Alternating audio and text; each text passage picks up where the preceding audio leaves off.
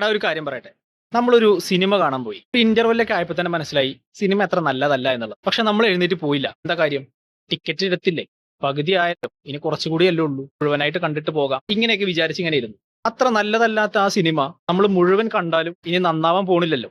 അല്ലെ? ജീവിതത്തിലും ചില സിറ്റുവേഷനുകൾ ഇങ്ങനെ വരാറുണ്ട്. ഓൾറെഡി നമ്മൾ ഇൻവെസ്റ്റ് ചെയ്തിട്ടുള്ള നമ്മുടെ സമയം, പണം, എഫേർട്ട്, എനർജി ഇതൊക്കെ നഷ്ടപ്പെട്ടു പോകുമോ എന്ന ഭയം കൊണ്ട് നമ്മൾ ചില സ്ഥലങ്ങളിൽ തുടർന്നു പോവാറുണ്ട്. അതായത് നമ്മുടെ റിലേഷൻഷിപ്പിലാവാം, ഫ്രണ്ട്ഷിപ്പിലാവാം, ജോലിയാവാം, കരിയർ ആവാം. നമ്മൾ എന്തായാലും ഇത്രയും എഫേർട്ട് എടുത്തു, ഇത്രയും ഇൻവെസ്റ്റ് ചെയ്തു, ഇത്ര കാലം നിന്നില്ലേ, സമയം ഇതിനു വേണ്ടി ചെലവഴിച്ചില്ലേ, ഇങ്ങനെയൊക്കെ വിചാരിച്ചിട്ട് പല സ്ഥലങ്ങൾ നമ്മൾ തുടർന്ന് പോവാറുണ്ട്. ശരിക്കും അതൊരു നിസ്സഹായ അവസ്ഥയോ അങ്ങനെയൊന്നുമല്ല. ഒരു കംഫർട്ട് സോണിൽ നിന്നും പുറത്തേക്ക് പോകാനുള്ള പേടിയാണ്. സത്യത്തിൽ അതിനെ ബ്രേക്ക് ചെയ്യുക എന്നുള്ളതാണ് ജീവിതത്തിൽ ഒരു ടേണിംഗ് പോയിന്റ് ആയിട്ട് നമുക്ക് പിന്നീട് അനുഭവപ്പെടുക. പലരും ഇങ്ങനെയുള്ള ഒരു അവസ്ഥയിൽ അതിന് തയ്യാറാവാറില്ല.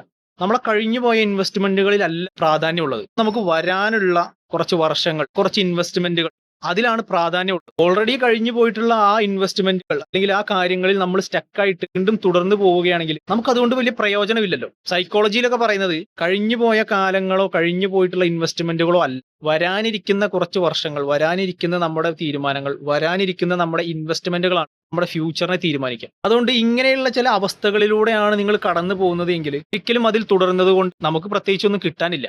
അതിൽ തുടരാതിരിക്കുന്നത് കൊണ്ട് നമുക്കൊന്നും നഷ്ടപ്പെടാനുമില്ല. വരാനിരിക്കുന്ന അടുത്ത നമ്മുടെ പ്ലാനുകൾ എങ്ങനെയാണ് അതിനനുസരിച്ചായിരിക്കും നമ്മുടെ ഫ്യൂച്ചർ ഡിസൈഡ് ചെയ്യും. നമ്മുടെ വാല്യുബിൾ ആയിട്ടുള്ള ഒരുപാട് സംഭവങ്ങൾ ഇൻവെസ്റ്റ് ചെയ്തു അല്ലെങ്കിൽ ഉപയോഗിച്ചു എന്ന് വിചാരിച്ച് ഭാവിയിൽ നമുക്കൊരു പ്രയോജനം ഇല്ലാത്ത ഒരു സ്ഥലത്ത് ഒരിക്കലും നിങ്ങൾ തുടർന്ന് പോകരുത്.